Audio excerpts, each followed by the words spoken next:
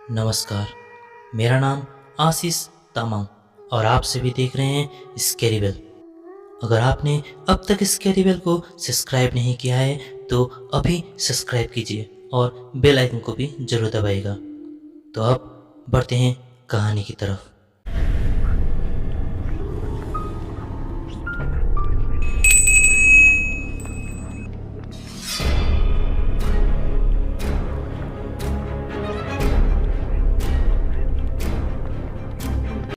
नमस्कार, मैं जय बहादुर बिकू। आज से तकरीबन 15 साल पुराना वह घटना के कारण रात तो क्या, दिन में भी वो दो मुहे रास्ते से गुजरने में काफ़ी डर लगता है। उस दिन भाई, मैं और मेरी माँ, हम तीनों घर पर थे। पिताजी किसी काम से एक दिन के लिए बाहर गए हुए थे, इसीलिए भाई और मैं बहुत खुश थे क्योंकि एक दिन के लिए ही सही हमें आज़ादी मिली थी। ऐसा नहीं कि पिताजी हमें ज़्यादा स्ट्रिक्ट करते थे। दरअसल स्कूल के समय कुछ बदमाशी के कारण पिताजी के हाथ का राम धुलाई खाया था।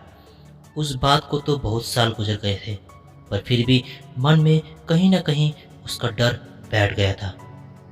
जब भी पिताजी दुकान से घर लौटते, हम दो भाई डर के मारे छिपने का स्थान ढूंढते। कुछ इस प्रकार का खौफ था हम दो भाइयों पर पिताजी का। उस दिन पिताजी घर पर न होने के कारण हम दो भाई बाहर निकल गए और चलते चलते मेरे एक दोस्त शंकर के घर जाकर पहुंचे। वहां मैंने देखा कि शंकर के घर पर मेरे और भी दोस्त पहले से ही मौजूद थे। वे सब मिलकर ताश खेल रहे थे कि तभी हम दो भाइयों को देखकर शंकर बोला, अरे आज कहाँ से आ गए तुम दो भाई? पिताजी घर पर नहीं है क्या? मैंने कहा, हाँ, पिताजी घर पर नहीं है, इसलिए तो मौके का फ़ायदा उठाकर तुम सबसे मिलने चला आया। वह सब घर के बाहर चटाई बिछाकर ताश खेल रहे थे और उन्होंने हम दो भाइयों के लिए भी जगह बना दिया। दिन का समय था, इसलिए हम सब मिलकर मस्त धूप सेकते हुए ताश खेलने लगे। हम सब ताश खेलने में इतना मग्न हो गए थे कि समय का अंदाजा ही नहीं रहा। सुबह 11 बजे से ताश खेलने बैठे थे हम। देखते ही देखते कब शाम के 5 बज गए मालूम ही नहीं हुआ। इतना ज़्यादा खेलने के बावजूद भी उठने का मन ही नहीं कर रहा था। शंकर ने कहा कि थोड़ा ठंड लग रहा है, इस चटाई को अंदर ले जाते हैं और अंदर ही खेलते हैं।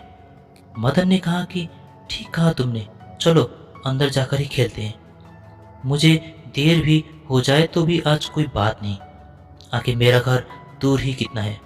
मैंने भी भाई को घर भेजते हुए कहा कि तू घर जा भाई, घर पर माँ को काम में हाथ बटा, मैं और कुछ देर खेलने के बाद में आ जाऊंगा। कहते हुए भाई को मैंने घर भेज दिया और मैं भी दूसरे दोस्तों के साथ भीतर आ गया।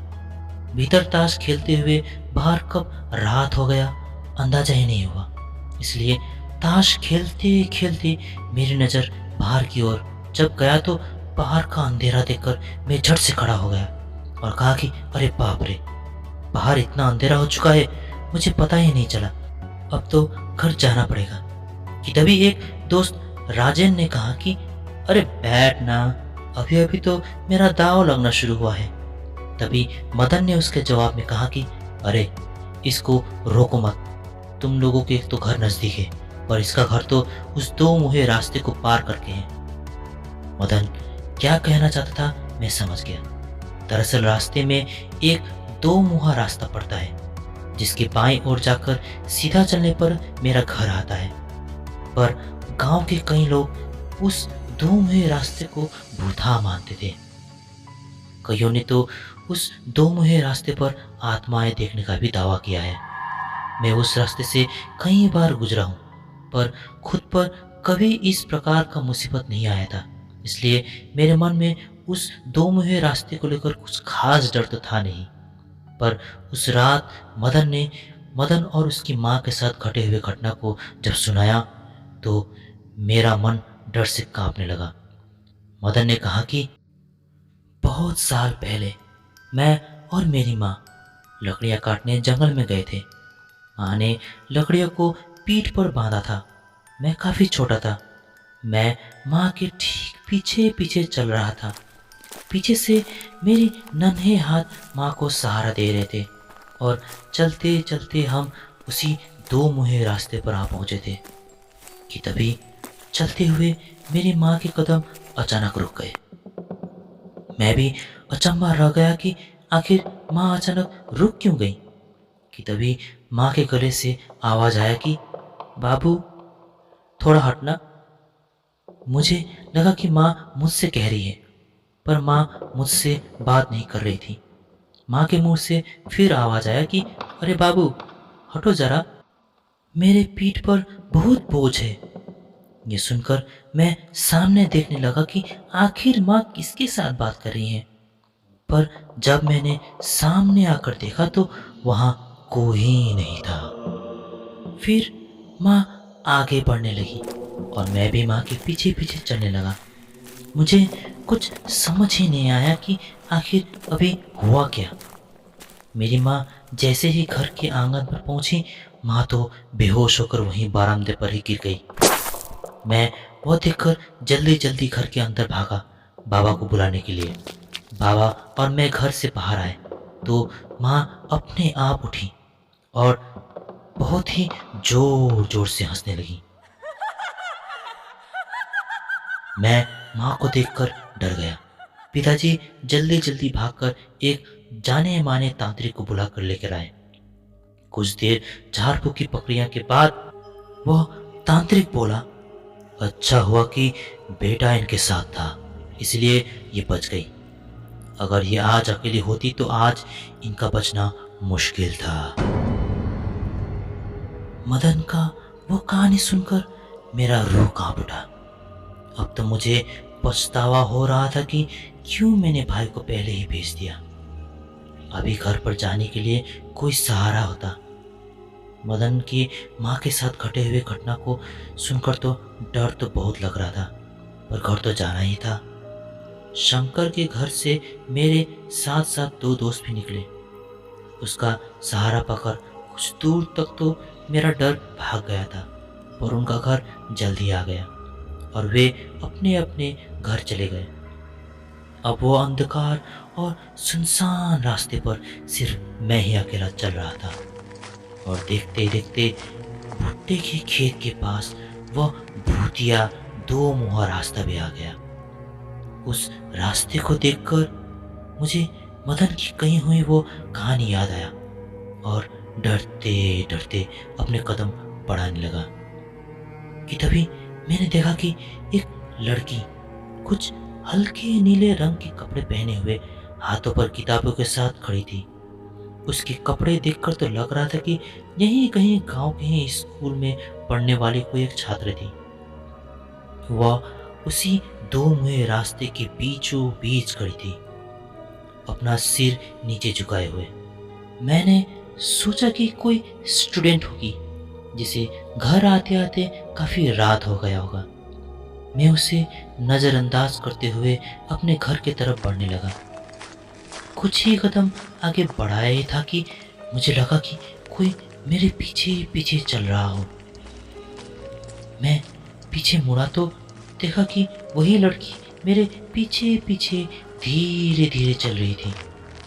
मुझे लगा कि शायद वो लड़की किसी का इंतजार कर रही थी, जिसका सहारा पाकर वो लड़की अपने घर की ओर बढ़ सके।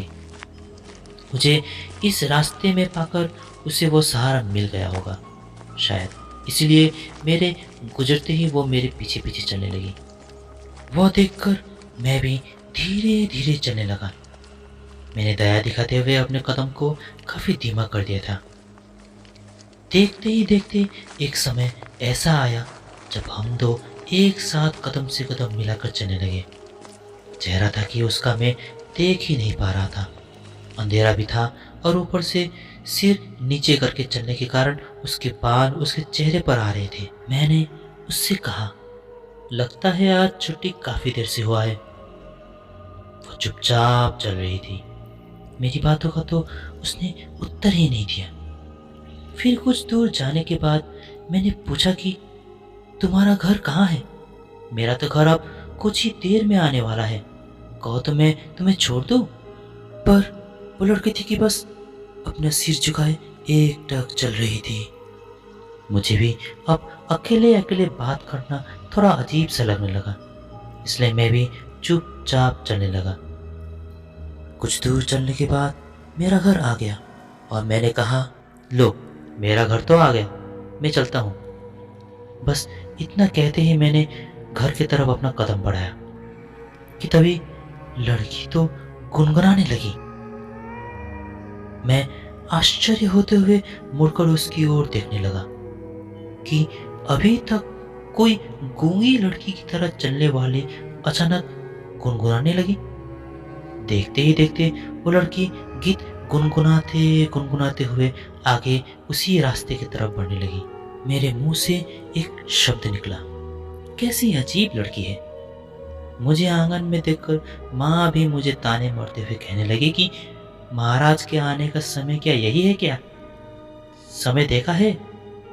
मैंने भी माँ से कहा कि कहाँ मैं रोज रोज बाहर निकलता हूँ, आज पिताजी घर पर नहीं है इसलिए आज थोड़ा दोस्तों के घर पे हो आया। माँ ने कहा कि ठीक है, अब जल्दी से मुंह हाथ धोकर भाई के पास खाने के लिए बैठ जा। मैं किचन से एक जग लेके बाहर बारांदे में हाथ धोने में बाहर निकला। हाथ पर पानी की बूंदें गिरे ही थे कि किसी के गुनगुनाने का आवाज आने लगा। मैं इधर उधर देखने लगा कि यह आवाज कहाँ से आ रही है कि तभी अंदर से माँ का आवाज आया, अरे नहाने ही चला गया क्या? जल्दी आ, खाना ठंडा हो गया।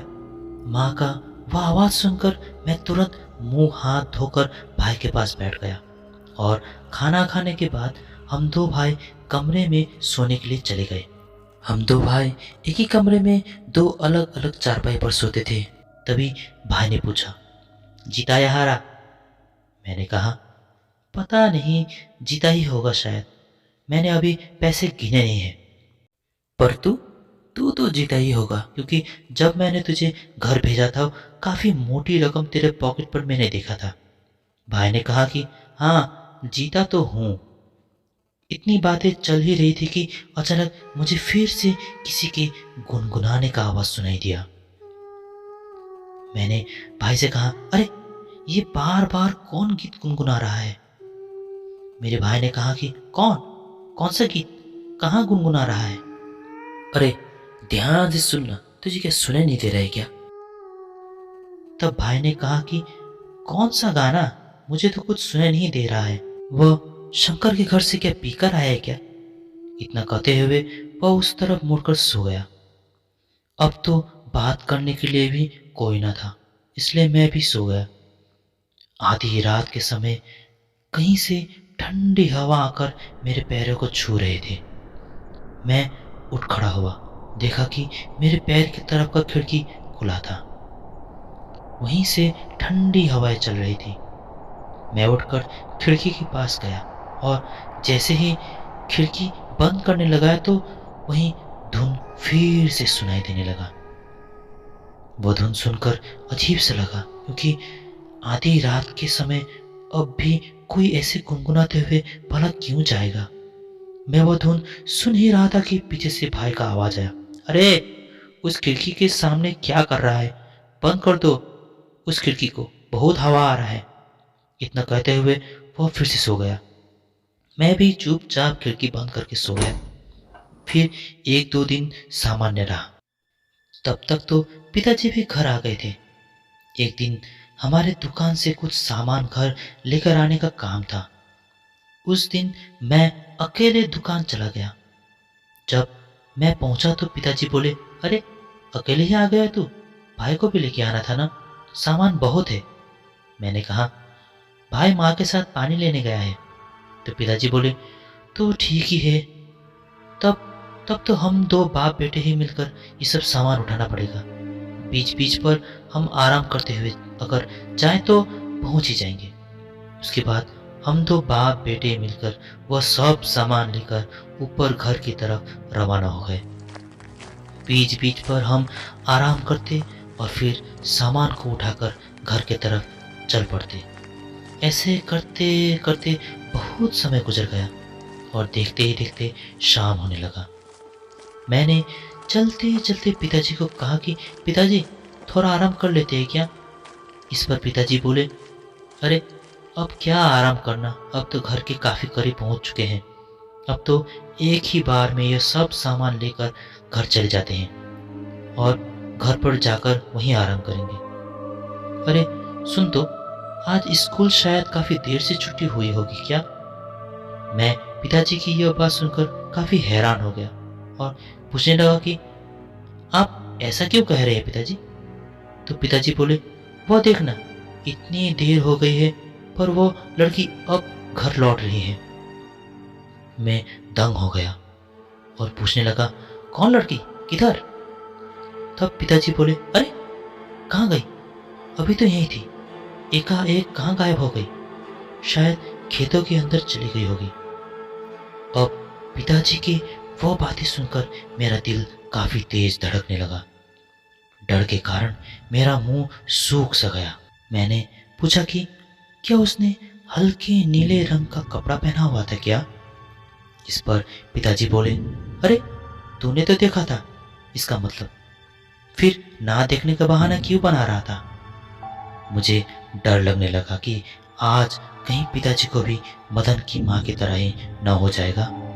मैंने पिताजी को डरते डरते कहा कि कुछ नहीं, चलो पिताजी, काफ़ी देर हो गई है। इतना कहते ही हम आगे बढ़ने लगे। मुझे डर सता रहा था कि कहीं पिताजी बारांदे में पहुंचकर मदन की माँ की तरह गिर न जाएंगे, पर ऐसा कुछ हुआ नहीं। और जब कुछ बिगड़ा ही नहीं तो खामोखा वो सब बातें बताकर पिताजी को परेशान करने का कोई मतलब ही नहीं बनता था। इसलिए उस लड़की के बारे में मैंने किसी से कुछ नहीं कहा। उसी रात मैं जब दिन भर के थकान के कारण गहरी नींद में था, उस रात की ही तरह फिर से मेरे पैरों पर ठंडी हवाएं चलने लगी। ठंड लगने के कारण मेरा नींद टूट गया और मैंने देखा कि आज फिर से खिड़की खुला हुआ था।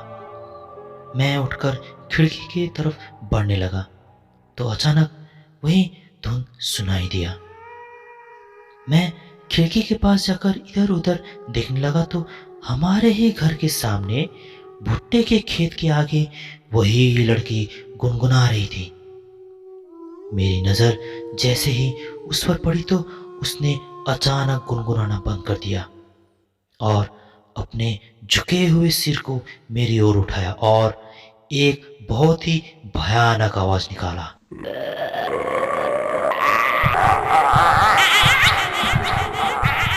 वो आवाज सुनकर मैं बहुत डर गया। ऐसा लगा मानो मेरे शरीर से कुछ क्षण के लिए मेरे आत्मा बाहर निकल गई हो। डर के मारे मेरे गले से एक बहुत जोरदार चीख निकली। वो चीख सुनकर मेरा भाई जल्दी जल्दी उठकर मेरे पास आया और मेरे माँ पिताजी भी उठकर मेरे पास आए। मुझे इस प्रकार डरता देख पिताजी ने मुझसे डर का कारण पूछा। मैंने उस लड़की और वो दो मुँहा रास्ते के बारे में सब कुछ बता दिया। सुबह होते ही जिस तांत्रिक को मदन की माँ ने दिखाया था, हम उसी तांत्रिक के घर पर पहुंचे तो सब कुछ जानने के बाद हम चारों को एक एक ताबीज दिया। उस ताबीज को पहनने के बाद तो वैसा कुछ हुआ नहीं। हम चारों सदस्यों में से उस ताबीज को सबसे ज़्यादा समय तक पिताजी ने पहना और उससे भी ज़्यादा मैंने। हम दोनों ने उस लड़की को देखा था, इसलिए शायद हम दोनों को सबसे ज़्यादा समय तक उस ताबीज को पहनना पड़ा।